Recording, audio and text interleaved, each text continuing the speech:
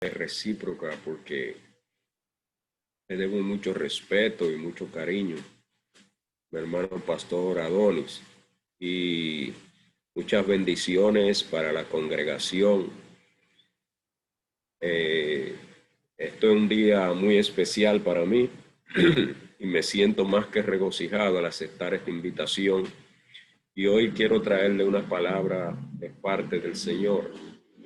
Y es una palabra la cual se contempla en el libro de Mateo, su capítulo 7, el versículo 15 al 20. Nosotros vamos a leer este pasaje bíblico y de ahí vamos a traer lo que es el tema del mensaje de esta noche. Leemos la palabra en el nombre poderoso de Jesús. Dice: guardaos de los falsos profetas que vienen a vosotros vestidos de ovejas, pero por dentro son lobos rapaces. Por su fruto los conoceréis. ¿Acaso se recogen uva de los espinos o higos de los abrojos? Así, todo buen árbol da buenos frutos, pero el árbol malo da frutos malos. No puede el buen árbol dar malo fruto, ni el árbol malo dar frutos buenos. Todo árbol que no da buen fruto es cortado y echado en el fuego. Así que por sus frutos los conoceréis. Gloria al Señor. Esta palabra que terminamos de leer, quiero que entiendan que es palabra de Dios, palabra del Señor. Y yo espero que cada uno de ustedes presten la más grata atención y si pueden tomar nota de lo que vamos a hablar en esta preciosa noche, pues mucho mejor todavía. Porque lo que traemos es palabra de Dios. Así que vamos a ponerle como tema al mensaje: cambiando para cambiar a los demás. Y quiero tener mi parte introductoria, analizar brevemente lo que fue el ministerio de Jesús, que es muy importante. Ustedes saben que hoy vivimos en un mundo donde reina la forma de pensar y actuar de forma individual, para poder adquirir el bienestar personal sin importar el daño que se le cause a los demás. Por eso quiero hablar en esta parte introductoria del mensaje del ministerio de Jesús. Y quiero analizar 3 puntos muy importantes para que podamos entender que lo que hizo Jesús no solo fue en una expresión, sino que lo que él decía también actuaba en lo que era la acción, la práctica, su actitud, para poder elaborar y concluir el plan de Dios con éxito. Esperando que cada uno de nosotros pueda entender que nuestro método a seguir es el método de Jesús para poder cambiar los que en verdad nosotros muchas veces esperamos. En primer lugar, lo que quiero analizar es el llamado que Jesús le hizo a sus discípulos. Tan pronto Jesús inicia su ministerio, él da por sentado que no lo puede hacer solo y que lo que él va a hacer, lo va a hacer para instruir a un grupo y luego dejarle el legado. Estos que aceptaron el llamado de Jesús se constituyeron en primer lugar en sus discípulos. Segundo, Jesús tuvo, después que estos discípulos le aceptaran, formarlo, es decir, darle una formación a sus discípulos, los que luego lo constituyó en apóstoles. Y en tercer lugar, los discípulos ya apóstoles, cuando Jesús asciende al cielo, le deja un legado a los apóstoles y estos apóstoles entonces tienen que comenzar a instruir a unas sectas y de aquí entonces viene y nace lo que es la iglesia primitiva. Pero ¿cuál es el legado que nos corresponde a nosotros como la iglesia de hoy? El mismo legado que se le dejó a la iglesia primitiva en aquel tiempo, que es el legado de reconciliar al mundo con Dios, porque por esto vino Jesús y murió en la cruz del Calvario. Por tal motivo, yo creo que ese legado no se debe de apartar de nosotros, y esto lo podemos ver en la segunda carta a los Corintios, su capítulo 5, en el versículo 19. Ustedes saben que hoy en día hay varias personas, líderes en especial, que quieren crear y establecer cierto método para traer la persona a la iglesia. Pero yo digo algo, y me apoyo en lo que es el tema del mensaje de esta noche: cambiando para cambiar a los demás. Lo correcto para nosotros poder traer la persona a la iglesia y que puedan permanecer en el camino es dejando que el Espíritu Santo haga el trabajo maravilloso primero en nuestra vida, cambiar nuestras malas actitudes. Es decir, el cambio tiene que iniciar por nosotros, y cuando inicia por nosotros de forma individual, entonces lo que es la iglesia va a cambiar en su totalidad, y este cambio tiene que manifestarse en nuestra vida día tras día.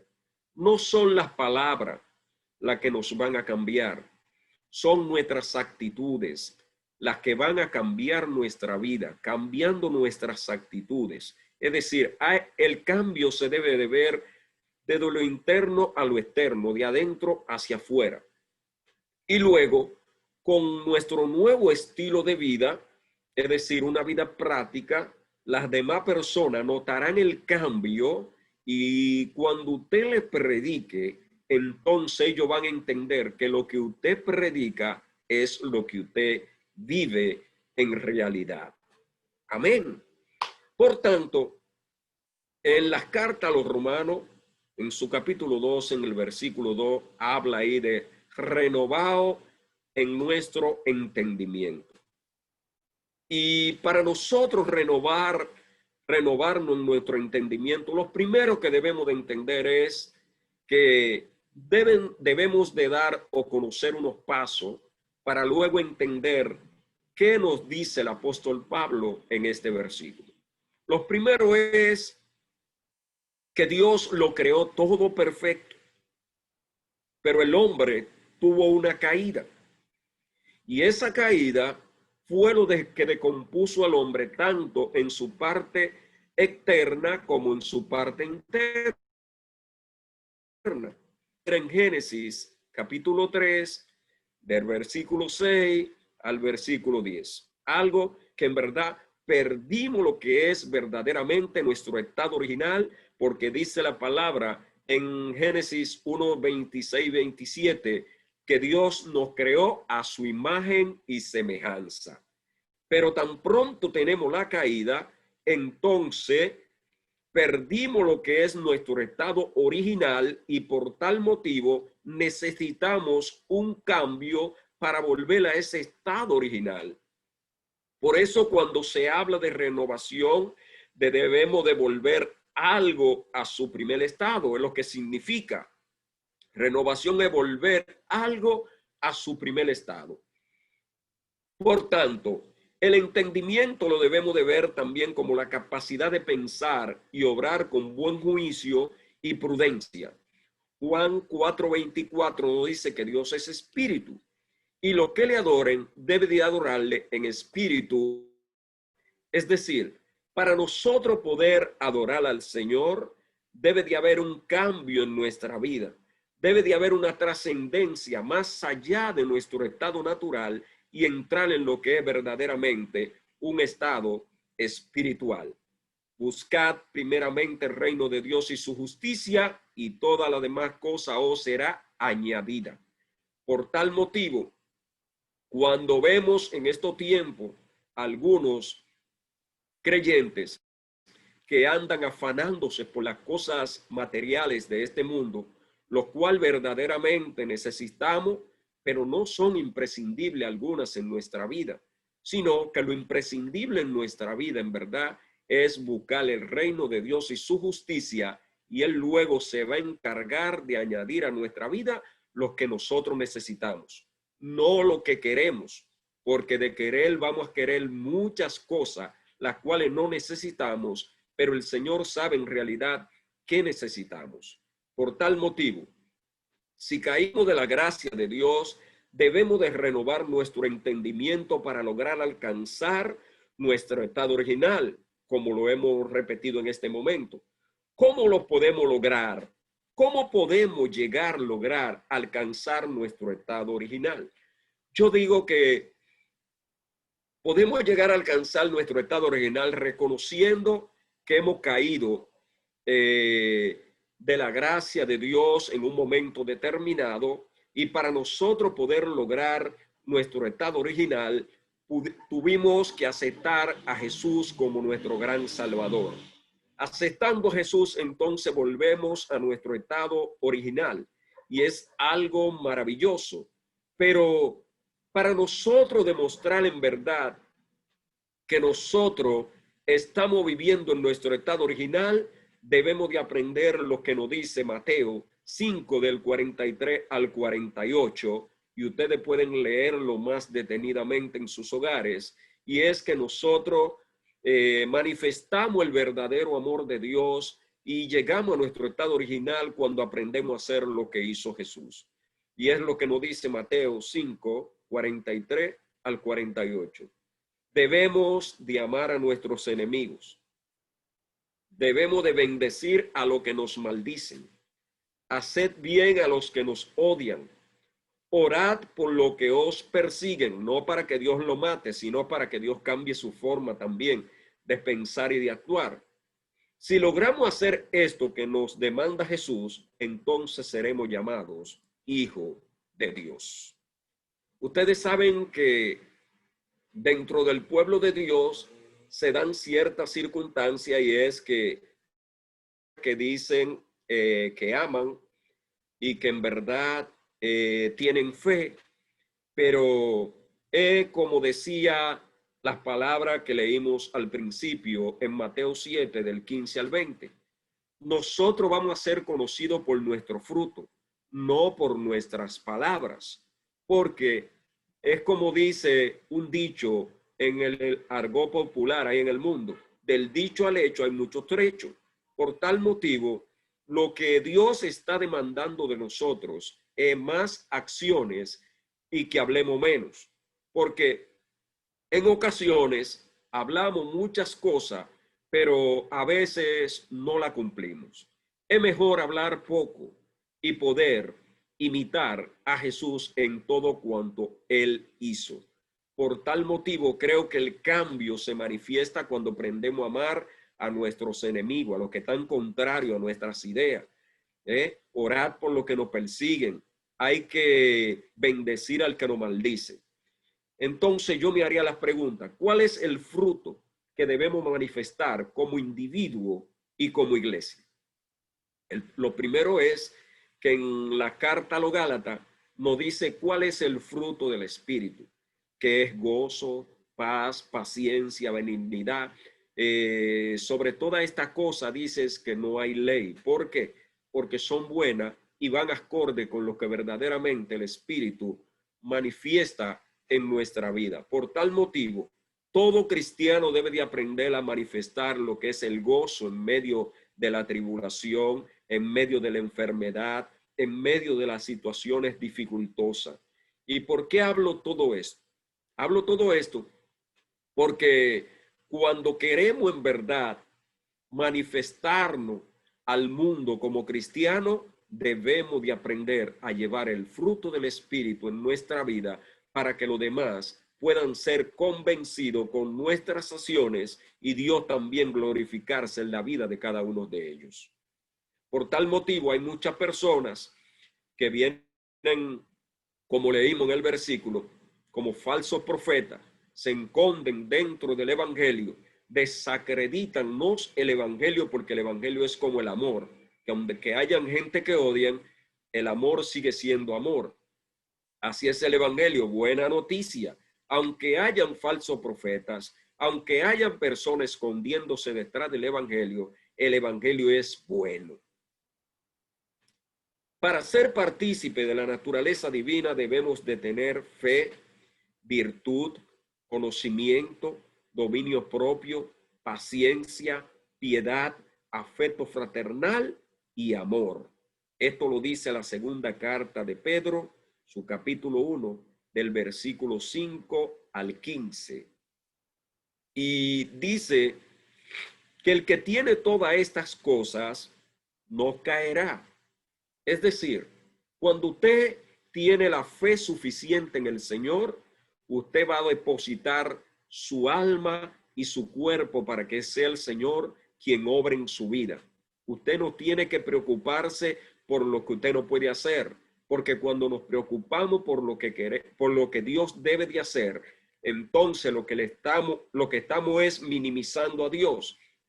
Y Dios no obra de esa forma en la vida de una persona. Debemos de reconocer que nosotros siempre debemos de estar, en disposición de aceptar la ayuda de Dios, porque Él lo puede todos y todo cuanto es benigno, para Él nada es imposible.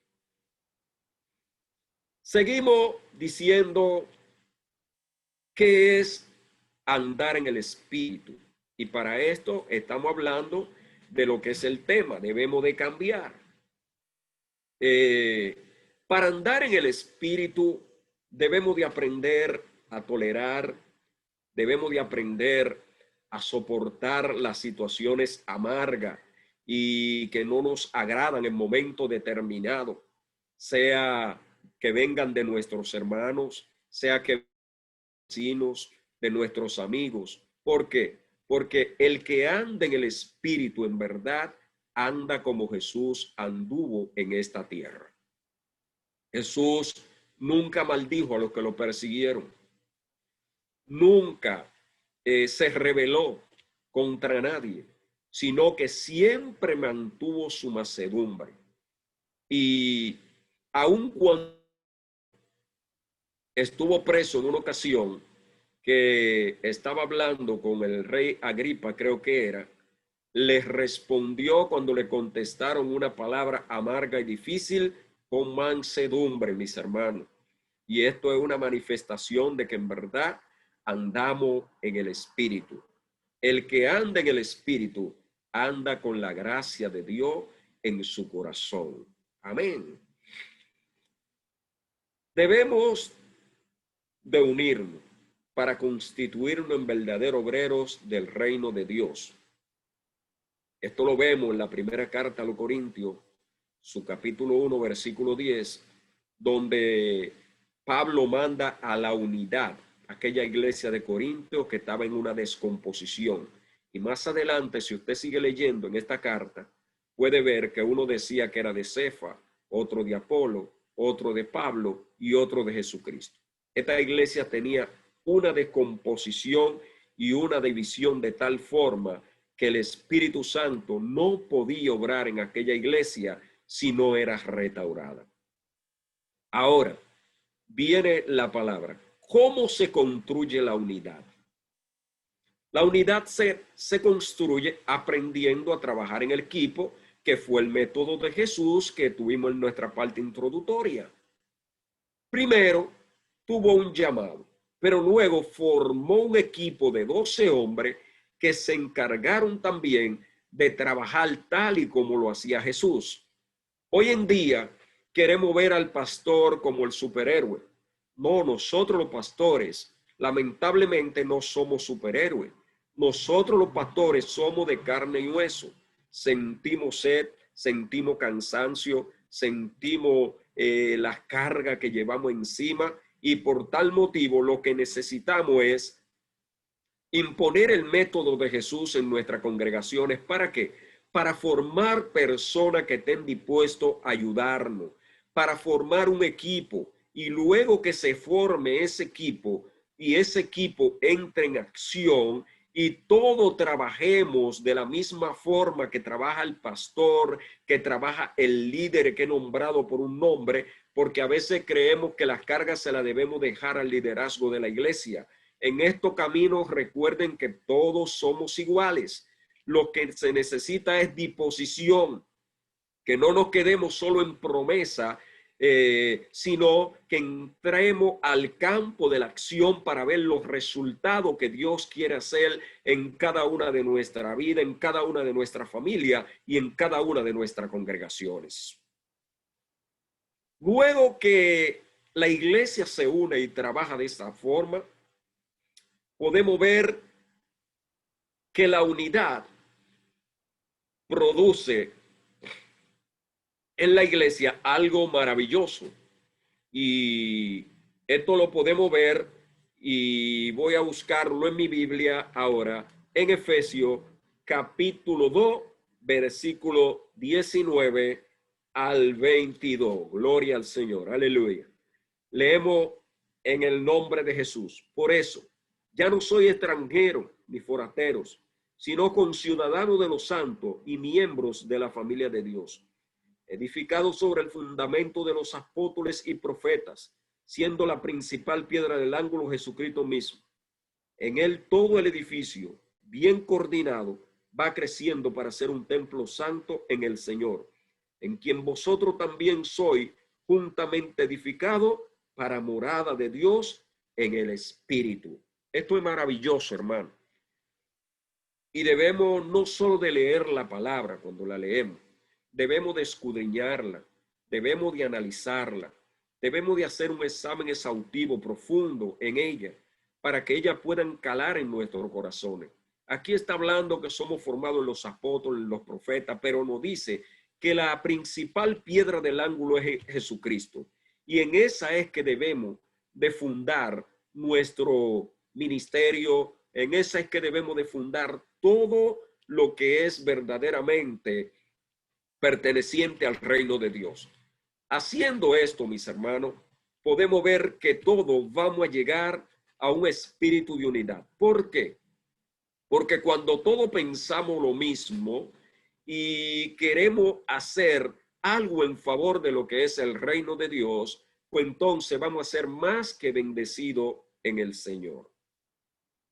Luego de esta unidad y este trabajo y fundamental en Jesucristo, esto tiene una recompensa. La unidad tiene una recompensa. Nos enseña a ser buenos administradores. ¿Pero para qué? Para ser como lo hizo la iglesia primitiva, que nos deja el conocimiento, el libro de los Hechos 4 del 32 al 35, que se dice que todo lo que tenía alguien lo tenían en común. ¿Qué quiere decir la palabra en común? Es decir, que si yo tengo algo, pertenece a todo lo que son mis hermanos, pero todos lo de mis hermanos también pertenece a mí. Y dice que cuando los apóstoles administraban la finanza, pues estos repartían a uno según fuera su necesidad, y dicen que allí no había ningún necesitado. Por eso debemos de entender que hoy en día debe de haber un cambio en nuestra vida, y el cambio debe de comenzar por nosotros, mis hermanos, porque a veces queremos hacer cambiar a los demás. Pero para hacer cambiar a los demás, usted tiene que aprender que el cambio debe de comenzar por usted, para que los demás vean que usted cambió, y cuando usted hable, hable con autoridad de parte del Señor, y esa palabra puedan ser sustentada y apoyada por el Espíritu Santo para que Él haga la obra maravillosa que necesitan aquellos que en verdad no han aceptado al Señor Jesucristo. Concluyo este mensaje en el mismo libro de Mateo, pero en su capítulo 28 del versículo 19 al 20. Dice: por tanto, id y haced discípulos a todas las naciones, bautizándolos en el nombre del Padre, del Hijo y del Espíritu Santo, y enseñándole que guarden todas las cosas que os he mandado. y yo estoy con vosotros todos los días hasta el fin del mundo. Amén. ¿Qué quiso decirle Jesús aquí a sus apóstoles? Jesús lo que le está diciendo es, en pocas palabras, sepan que a mí se me ha dado autoridad en todo lugar y vayan por todos los confines de la tierra. Pero para hacer este trabajo se necesitan hombres y mujeres dispuestos a padecer, dispuestos a ser, como dijo Pablo, que estaba acostumbrado a estar en hambre, a estar en desnudez, a estar en abundancia, y por tal motivo el ministro de la palabra del Señor debe de entender que debe de pasar por toda circunstancia, porque a veces recitamos el vehículo de las cartas a los Romanos 8:28, que todo obra para bien, para lo que conforme al propósito de Dios fuimos llamados, pero en cierto momento no queremos aplicar esa palabra a nuestra vida. ¿Qué le quiero decir con todo esto? Mis hermanos, para nosotros formar discípulos debemos de aplicar el método que tuvo Jesús. Primero, iniciamos con la expresión, es decir, la palabra, hablar. Pero cada palabra que vamos dando se tiene que ir manifestando en lo que es nuestros hechos, nuestro diario vivir, que en verdad es que va a mostrarle a los demás si en verdad hemos cambiado nuestro modo de vivir. Por eso yo digo que hoy en día decimos y escucho decir a muchas personas, la gente cada día está madura, no quiere venir a los pies del Señor, aún en esta pandemia y esta situación llena de dificultad que estamos viviendo. No quieren venir a los pies de Cristo. ¿Sabe por qué no quieren venir a los pies de Cristo? Y han endurecido más su corazón. Porque el enemigo se ha encargado de utilizar una serie de personas que lo que están es comercializando con su palabra. Y nosotros como verdadero creyente debemos de estar atentos y debemos de contrarrestar y combatir esta situación que se nos está dando. Por eso la palabra, cuando iniciamos a leer en Mateo 7 del versículo 5 en adelante, dice que nos cuidemos de los falsos profetas. ¿Por qué? Porque a veces creemos que los verdaderos profetas son los que tienen el templo con 2,000 personas, son los que tienen el templo hermosísimo en el aspecto natural o literal, y no es que esto sea malo, esto es bueno, pero hay que complementarlo con ser un verdadero siervo del Señor, con ser un verdadero profeta de Dios. Por tal motivo, vamos a analizar a los que predican las palabras, a los que se constituyen en líderes, tanto nacionales como internacionales, no por su palabra, sino por sus hechos. Por eso yo digo, tome la instrucción de su pastor cada día. Si su pastor lo instruye en la palabra, es la mejor formación, porque así fue como lo hizo Jesús. Y le voy a decir algo. Cuando el pastor lo instruye en la palabra, se supone que lo instruye usted con su Biblia y él con la de él. Es decir, no puede alterar la palabra porque usted también tiene el mismo material que él tiene en sus manos. Por tal motivo creo que lo mejor es siempre emplear una enseñanza dinámica dentro de las congregaciones. Y sé que ustedes tienen un pastor maravilloso y la pastora, su esposa también. ¿Por qué? Porque son personas que siempre están interesados en escudriñar las palabras, son personas inquietas, son personas que en verdad les gusta enseñar, y tengo testimonio de ello, de que le gusta verdaderamente obrar en favor de los demás. Así que si vamos a hablar de Jesús, debemos de parecernos a Jesús. Le dejo con esta pregunta y aquí concluyo definitivamente en este momento. ¿Qué es mejor? Esto es para ustedes. ¿Hablar de Jesús o parecerse a Jesús? Ustedes deciden. Dios le bendiga. Dios le guarde. Y gracias por su grata atención, esperando que este mensaje sea de edificación a cada una de su vida y sea de bendición, no solo de manera individual, sino para su congregación. Dios le bendiga de manera especial y muchas gracias.